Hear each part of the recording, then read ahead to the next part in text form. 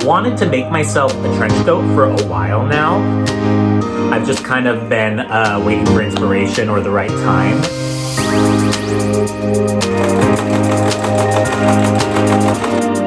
What is a better time than the winter when it's cold?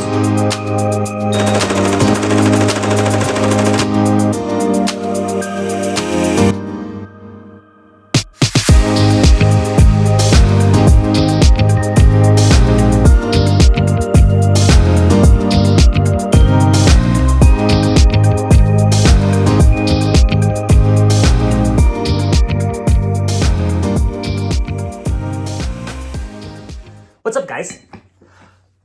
Welcome back. It is the middle of January and it is gloomy. Obviously, our weather, I live in Southern California, is not nearly as bad as what a lot of the US is getting right now, but it's cold for here. And I am not a big fan of the cold. One of the reasons why I don't live where I grew up originally in the Pacific Northwest. But I really wanted to use the opportunity to make myself a new coat. Last year, I made myself a new pea coat, and I love it. But it's a little too heavy. It's made from like a heavy wool, and it's a little heavier than the weather is right now. It's more for like really, really cold stuff. So I still want a full-length coat, but I want it to be a little bit lighter of a fabric. I've wanted to make myself a trench coat for a while now. I've just kind of been waiting for inspiration or the right time. And what is a better time than the winter when it's cold, when I'm actually going to use it, because I'm not going to be using it in the middle of the summer. So I thought I'd make myself a trench coat out of a warm fabric that's lightweight.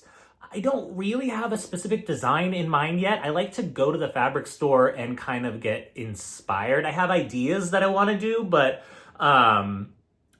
I like to get inspired by some of the fabric that I see. So we're going to go to Mood today and we're going to pick out some fabric and I'm going to make myself a new coat. And I'm really excited about it. Hopefully we'll be able to whip it up quick. So let's go.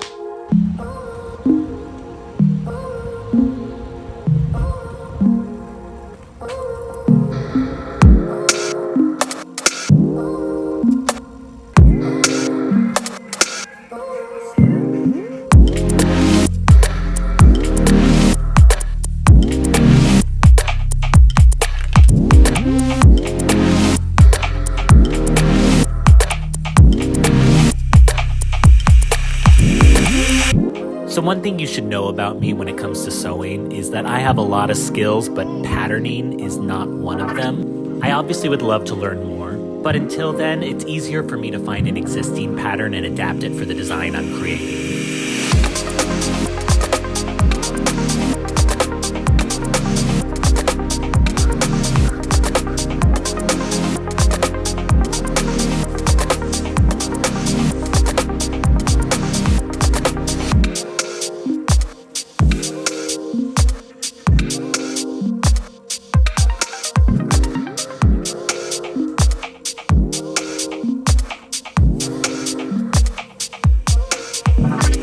Sewing for me is like completing a puzzle.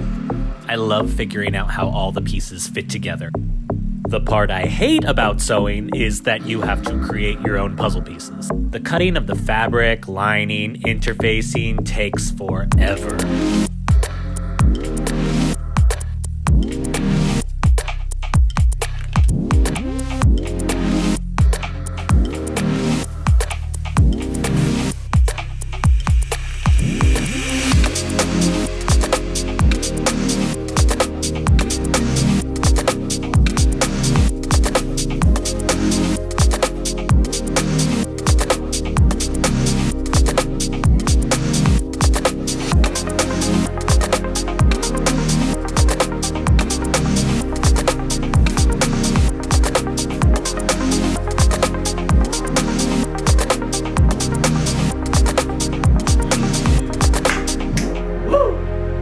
So this olive green cashmere is kind of the thing that inspired me at Mood. I saw it and immediately knew I wanted to do two tones and play with color blocking in this trench. And I paired it with this beigey tan fabric that I found. One, because it matched well with the olive, but also It plays on that tan color that a lot of traditional trench coats are. The initial design I created had a solid color in the front of the coat on one side, and on the opposite side would be the other color, but would have 2 diagonal stripes cutting through the center. Easy enough, right? Not quite. The biggest issue I had while patterning this panel was that there was a giant dart cutting through one of the diagonal lines.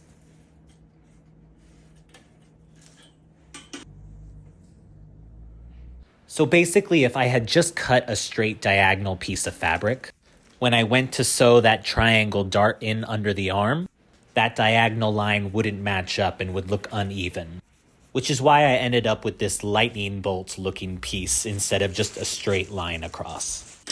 It sounds complicated, and it is until you get it on paper, and then it all starts to make sense.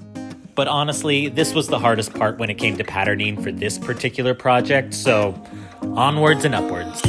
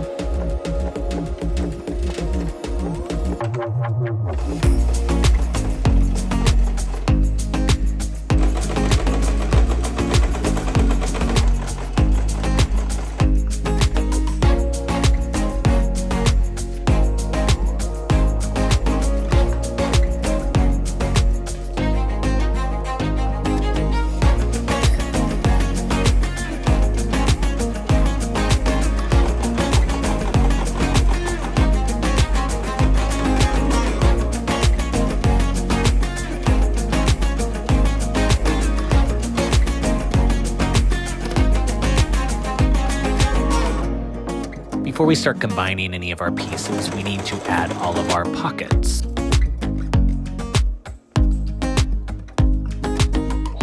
There are a total of 5 different pockets in this jacket. Right now I'm working on the 2 lower welt pockets that are on both sides of the front. There's also an upper pocket in the front, only on the left side, and 2 pockets inside the coat.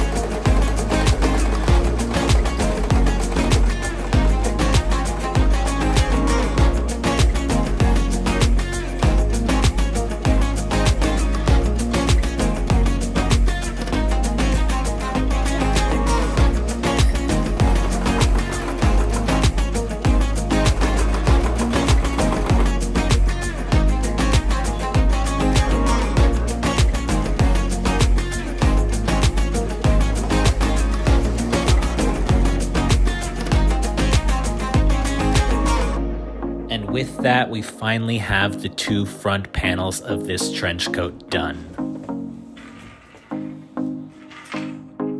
So now that we have the front panels done and all of our pockets up here done, we can start on the back panels.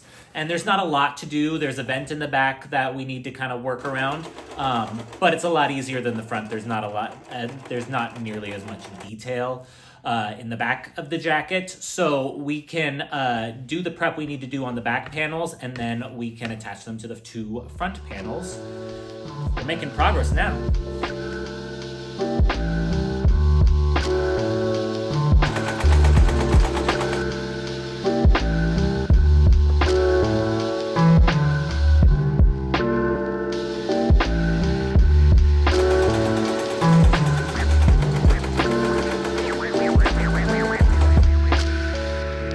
We have definitely got the beginning of the jacket here. It's looking great so far. I'm actually really excited about this. I'm gonna stop for the night, but we're on a roll and I'm excited to keep going.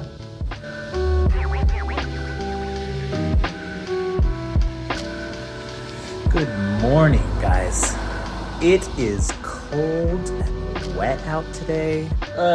It just makes me want to finish this coat even faster. So I'm gonna jump right into it. First thing we're gonna do is work on the collar, the outside of the collar. Then we're gonna throw some arms on this, and then we can move on to lining and stuff like that. But like I said, once the pieces are all together, the construction part tends to go pretty quickly once you've prepared everything. So I wanna get this thing done.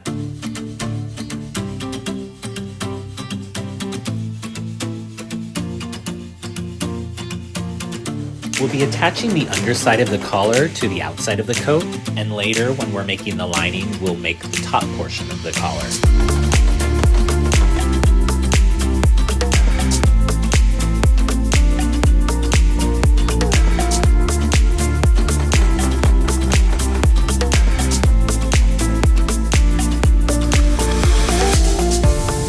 Now that we've completed the underside of our collar, we can attach it to the main portion of the coat.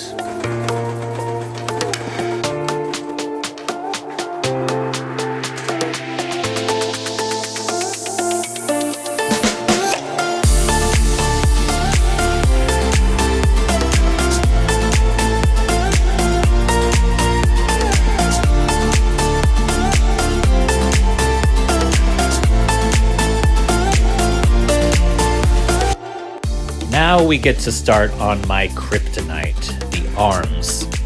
Making the arms themselves isn't difficult, but attaching the arms to the body of the coat is always so tough for me. The arms for this design will match whatever side panel they're on, green to green, tan to tan. However, on the tan side, I am doing a small cutout of green underneath the arm.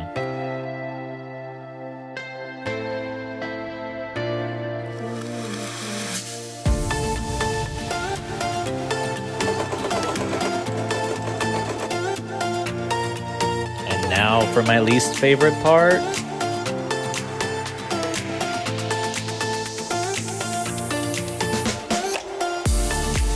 I'm actually pretty happy with that. I usually have a lot more difficulty with arms. Yeah! I mean, I still have to put the shoulder pad in it, obviously, because it's a little... But I'm happy with that. Look at that. That's clean. All right, let's do the other one.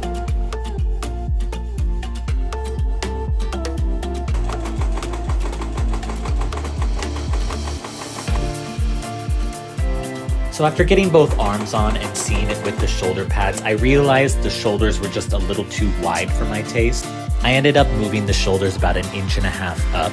So it's still a drop shoulder like I wanted, just not as far down. Looking good.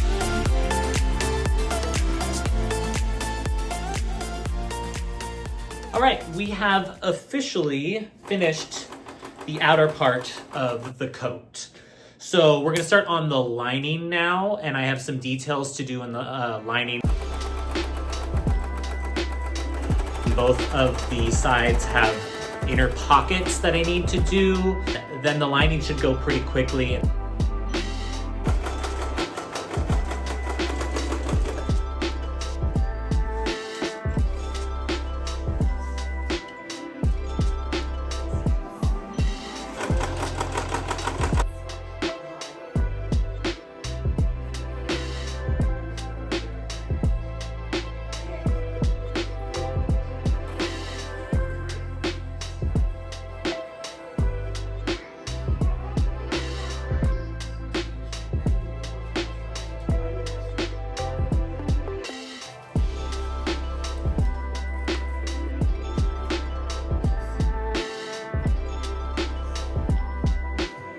So there'll be a pocket on the inside of each front panel.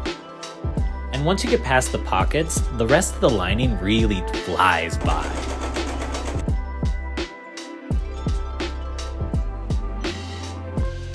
The great thing about working on the lining is that you really can hide any mistakes pretty easily, obviously because everything you're making is going to be on the inside of the coat.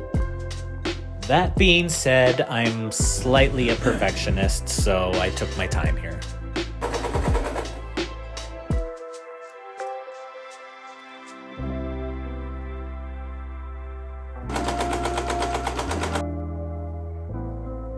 And now we can add that upper portion of the collar like I mentioned before.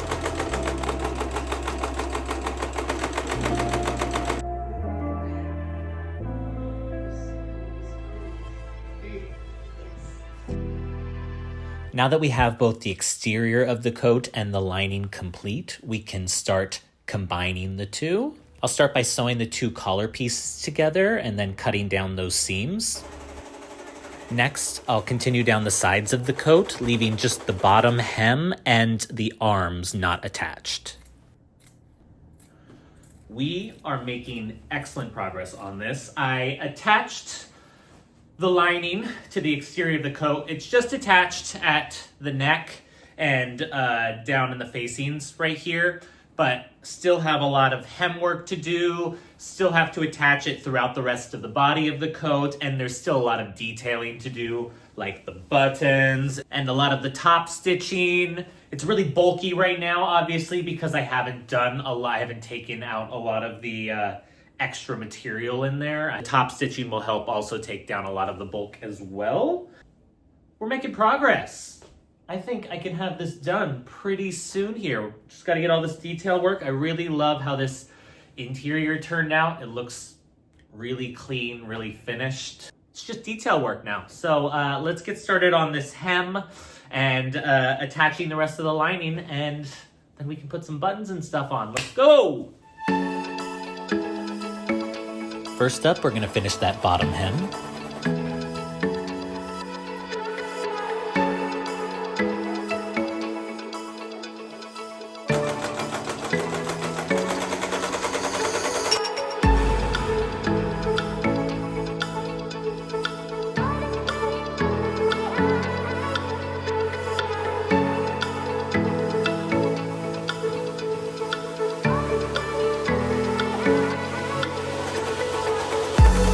Now we get to move on to the details.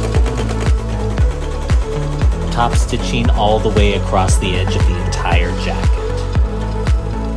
Buttonholes for that double-breasted look.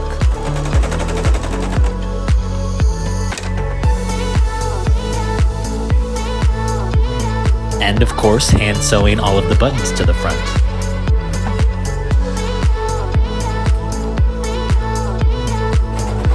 Lastly, we gotta finish the hem in the arms, add the buttonholes and the buttons on the sleeves.